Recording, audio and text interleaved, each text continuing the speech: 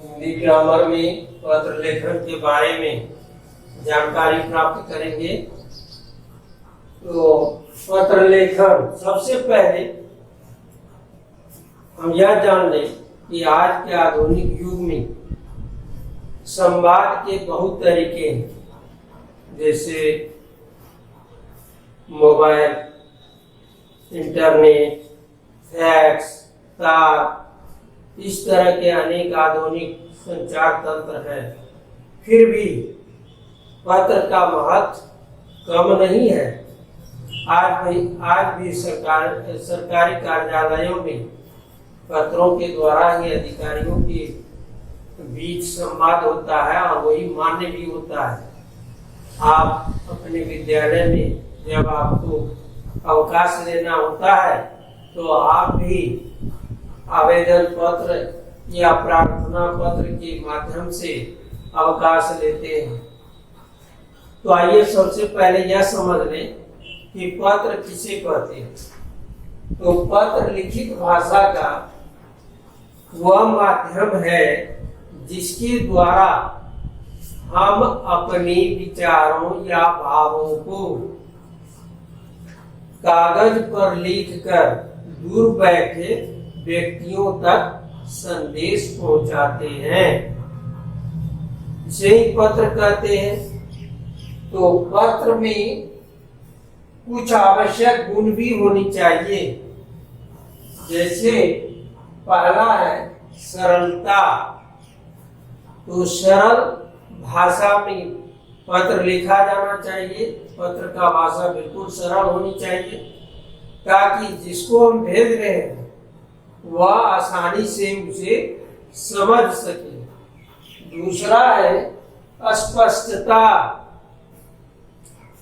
पत्र सरल वाक्य में हो, स्पष्ट हो, जिसे समझने में कोई कठिनाई नहीं हो। तो पत्र में स्पष्टता होनी चाहिए। तीसरा है आवश्यक विषय।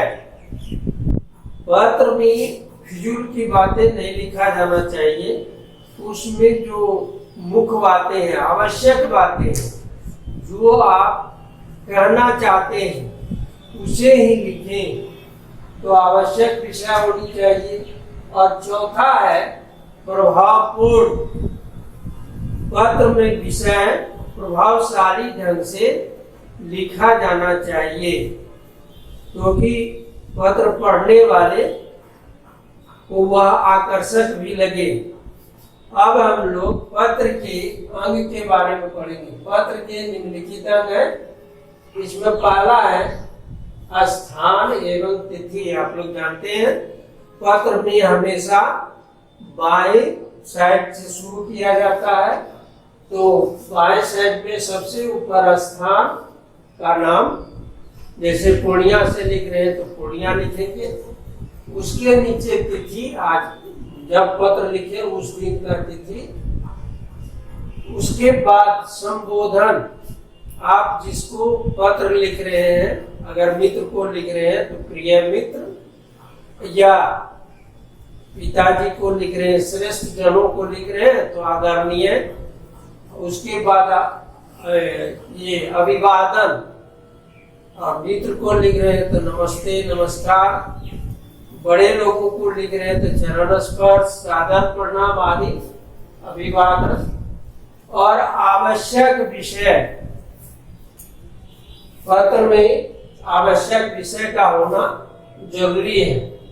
उसके बाद आप आवश्यक विषय को रखते हैं और उसके बाद पत्र की समाप्ति होती है। उसके नीचे आप अपना संबंध लिखते हैं। जैसे आपका प्यारा मित्र को जब लिखते हैं, या पिताजी को लिखते हैं तो प्यारा पुत्र, आज्ञाकारी पुत्र। तो आप अपना संबंध लिखते हैं। उसके नीचे अपना नाम लिखते हैं। नाम और अपना पता तो ऊपर में ही लिखा जाता है। जैसे आप अगर आवेदन पत्र लिखते हैं तो कक्षा लिखते हैं, रोल नंबर लिखते हैं। और उसके बाद जैसे आप मित्र के पास पत्र लिखते हैं या अपने सगे संबंधियों के पास पत्र लिखते हैं, तो पत्र पाने वाले का एड्रेस, पता पत्र के ऊपर लिखते हैं ताकि उसको पत्र पहुंच सके। तो इन निम्नलिखित बातों पर ध्यान देना आवश्यक है पत्र लिखते समय। उसके बाद अब पत्र का प्रकार, तो पत्र दो प्रकार के होते हैं, औपचारिक और दूसरा है अनौपचारिक। औपचारिक और अनौपचारिक। तो पहले औपचारिक पत्र के बारे में पढ़ें। ऐसे पत्र जिसमें प्रार्थना किया जाता है या आवेदन किया जाता है, या हम किसी संपादक को लिखते हैं शिकायत पत्र, सुझाव पत्र, किसी को सुझाव देना चाहते हैं तो सुझाव पत्र होता है। इस तरह से व्यापारियों, पुस्तक विक्रेताओं, विद्यालय के प्रधानाचार्यों, अधिकारियों और कंपनी के प्रबंधकों, समाचार पत्र के संपादकों आदि को ये औपचारिक पत्र लिखे जाते हैं। तो औपचारिक पत्र में एक निश्चित तौर तरीका होता है, पत्र लिखने की एक शैली होती है, उसी को हम अपनाते हैं। अब है अनौपचारिक, औपचारिक और दूसरा है अनौपचारिक पत्र। यह पत्र कोई भी व्यक्ति अपने सगे संबंधियों, मित्रों, परिवारजनों, सहपाठियों आदि को व्यक्तिगत रूप से लिखते हैं। चूंकि जिसको वे लिखते हैं उससे उनका व्यक्तिगत संबंध होता है, इसलिए इसमें कोई निश्चित पत्र लिखने की शैली नहीं होती है। वह सामने वाले व्यक्ति को देखकर अपने विचार पत्र में व्यक्त करते हैं। तो ये औपचारिक और अनौपचारिक पत्रों के बारे में आप लोग समझ गए होंगे। अब आपको दोनों पत्रों के बारे में हम उदाहरण द्वारा बताएंगे। तो बच्चों, ये है औपचारिक पत्र। जैसे उदाहरण के तौर पर ये क्वेश्चन है कि प्रधानाचार्य को बीमारी के कारण 4 दिनों के अवकाश के लिए आवेदन पत्र लिखिए।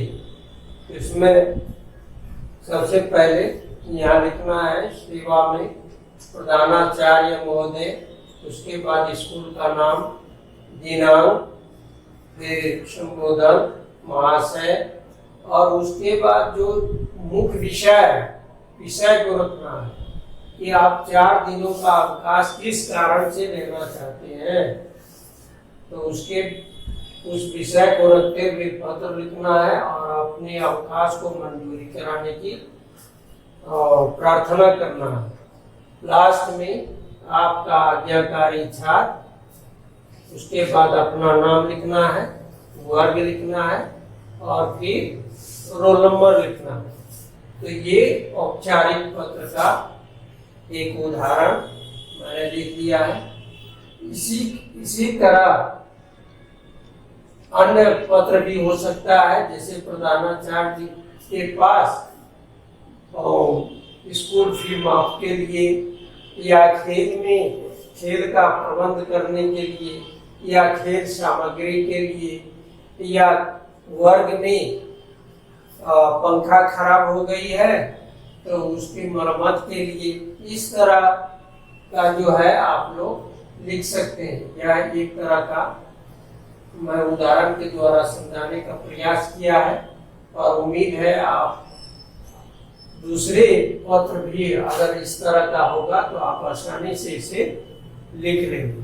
तो इसको कहते हैं औपचारिक पत्र। अब आपको मैं बताऊंगा अनौपचारिक पत्र। यह अनौपचारिक पत्र, जैसे एक क्वेश्चन यहाँ है, पिताजी के पास एक पत्र लिखकर आवश्यक कार्य हेतु कुछ रुपये की मांग करें।